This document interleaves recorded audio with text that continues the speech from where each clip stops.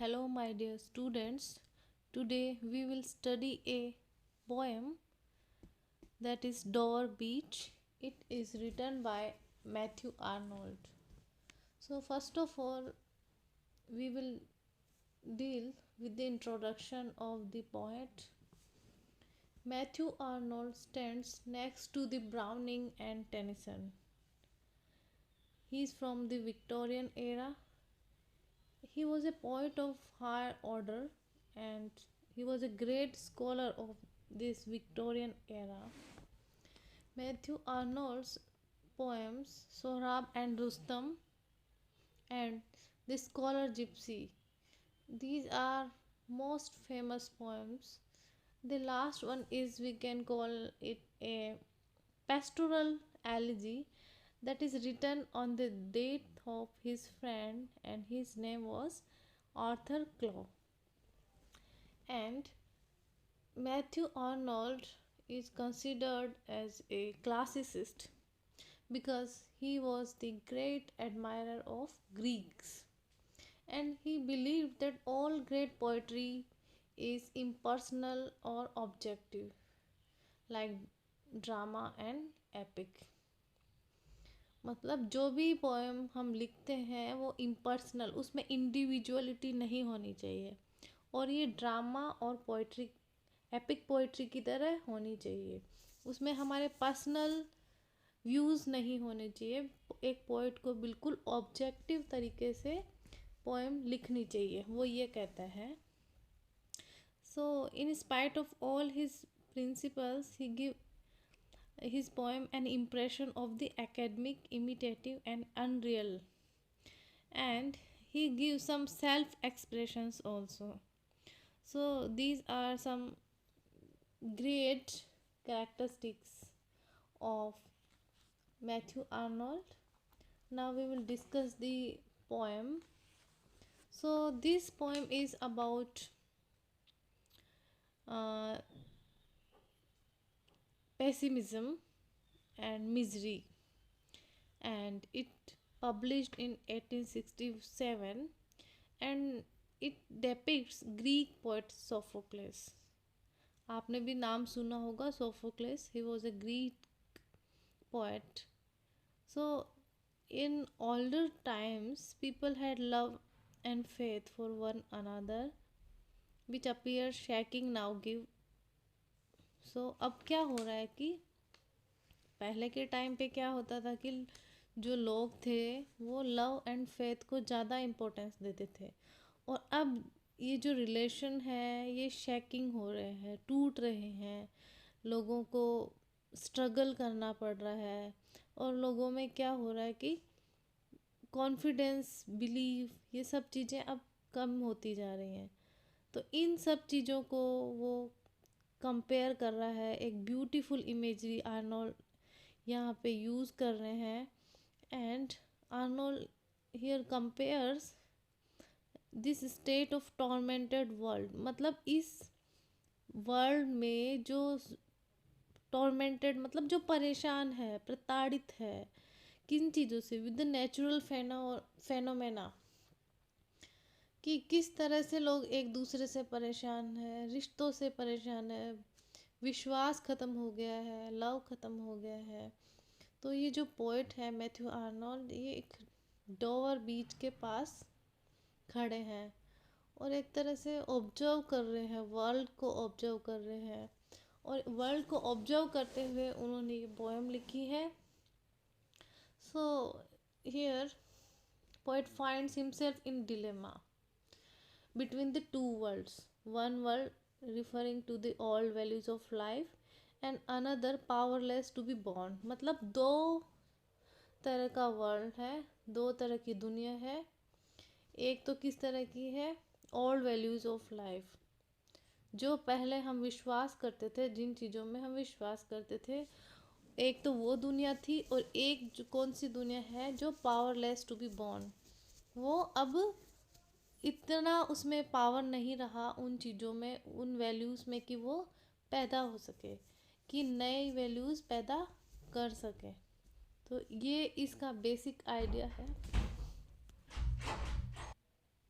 तो ये सब कुछ सोच के वो थोड़ा मेलंकोली मूड में है, मतलब थोड़ा दुखी है वो. The nature scene at the beach recalls to the poet the vicissitudes of human life. It makes him realize that the high tide of faith is now retreat, and that the certainty, the peace, the exhilaration that faith brought to our fishers can no longer be ours. Our salvation lies only in loving and holding fast by one another. अब last में क्या कह रहा है कि इसका solution बता रहा है कि वो क्या कहता है कि हमें क्या करना चाहिए. हमारी लाइफ में एक सर्टेनिटी की ज़रूरत है, निश्चयता की. हमारी लाइफ में पीस की ज़रूरत है, खुशी की ज़रूरत है, प्रसन्नता की ज़रूरत है, जो पहले के टाइम पे हुआ करती थी और अब हमारे पास में वो नहीं है. तो सॉल्यूशन क्या है, ये चीज़ हमारी लाइफ में कैसे आएगी, जब हम सब चीज़ों को साइड में रख के एक दूसरे से प्रेम करें और होल्ड करें, होल्ड टाइटली. मतलब एक दूसरे से प्रेम करें और सब एक दूसरे के साथ में रहें. इन सब से क्या होगा, the human misery but the poet is listening now on the Dover Beach was also felt by the great tragedian. क्या कह रहा है कि ये जो ह्यूमन मिजरी है, जो दुख है, इन सब को तो सोफोक्लिस ने भी फील किया था. कौन सी सेंचुरी में, 5th सेंचुरी में. तो आर्नोल्ड ने ग्रेट ग्रीक ट्रेजेडियन, जिसने बहुत एक फेमस ट्रेजेडी लिखी है, सोफोक्लिस ने, उसने भी इन चीज़ों को 5th सेंचुरी में ही फील कर लिया था. Then Arnold here refers to all times when the sea of faith was at its full of around the world, and now it waning and retreating to lowest ebb. कि एक time था जब जो ये समुद्र है पूरे विश्वास के साथ बहता था और अपने फुल टाइड पे था, और अब क्या टाइम है, रिट्रीटिंग, मतलब वापस जाने का टाइम आ गया है इसका. सबसे कम विश्वास अब रहा है. लोग अब निराश होते जा रहे हैं, दुखी हैं, लोग निराश हैं, दुखी हैं, और एक तरह से ऐसा लग रहा है कि अंधकार में जैसे लड़ते जा रहे हैं. वो कह रहा है कि ये जो समुद्र है, कैसा लग रहा है कि विश्वास इसमें बिल्कुल नहीं रहा. लोगों की लाइफ में निराशा और दुख ज़्यादा हो गया है, और इस बीच में क्या हो रहा है कि बिलीफ लोगों में कम होता जा रहा है. They don't have mutual faith and love themselves. मतलब लोगों में आपस में विश्वास नहीं रहा है. बाद में वो कहता है कि his beloved and treating her to the affectionate and true to each other. कि जो प्रेमिका है, कि हम अपनी प्रेमिका को क्या बोलें, वो कहें कि हम एक दूसरे के लिए अफेक्शनेट रहें, एक दूसरे से प्यार करें, एक दूसरे के लिए सच्चे बने रहें, और एक दूसरे में हम बहुत विश्वास रखें. क्योंकि ये जो टाइम है, ये बहुत ख़राब टाइम है, घोर अव्यवस्था इस टाइम हो रही है.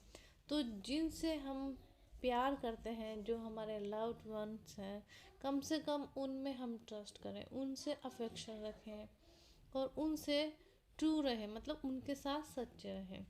तो कह रहा है कि we should true to each other, particularly in times of never-wrecking confusion and doubt. कि कब, जब ये टाइम कन्फ्यूजन का, डाउट का, डिस्ट्रस्ट का है, तब कम से कम हम दोनों तो आपस में एक दूसरे से प्यार करें, अफेक्शन दें और विश्वास रखें. सबसे बड़ी चीज़ यही है. उसके बाद में वो कहता है कि the world has now been reduced to dreams alone. ये जो संसार है, जो वर्ल्ड है, वो एक तरह से सिर्फ एक सपना बन के रह गए, एक सपना जैसा रह गया सिर्फ. जहाँ पे क्या है, जहाँ पे विभिन्नताएं हैं, वैरायटी है, ब्यूटी है, फ्रेशनेस है, and there is neither joy nor love. लेकिन क्या नहीं है, ना तो जॉय है, ना कोई खुशी है, ना लव है, ना किसी तरह की लाइट है, नॉर सर्टिट्यूड नॉर पीस, मतलब इस तरह से सब कुछ होते हुए भी कुछ नहीं है। तो आर्नोल्ड ने इस वर्ल्ड को किससे कंपेयर किया है, एक डार्क बैटल फील्ड से, मतलब एक युद्ध भूमि जो बिल्कुल जहाँ पे अंधकार छाया हो, ऐसा रण क्षेत्र जहाँ पे अंधकार छाया हो, उस अंधकार में क्या हो रहा हो, ए बैटल, जहाँ पे लड़ाई हो रही हो, a battle being fought in darkness, कहाँ पे लड़ाई हो रही है, अंधेरे में शत्रु एक दूसरे से लड़ाई कर रहे हैं और ये बिल्कुल किसी को नहीं पता। They are being fought in darkness and nobody knows what exactly is happening. मतलब दोनों को ही नहीं पता कि असली में हो क्या रहा है। So we are actually in the grip of barren hard skepticism. मतलब हम क्या है, एक अविश्वास और शक की दुनिया में जकड़े हुए हैं। तो ये इस पोएम का बेसिक आइडिया था डोवर बीच का। Now we will discuss line by line in our next video. Thank you.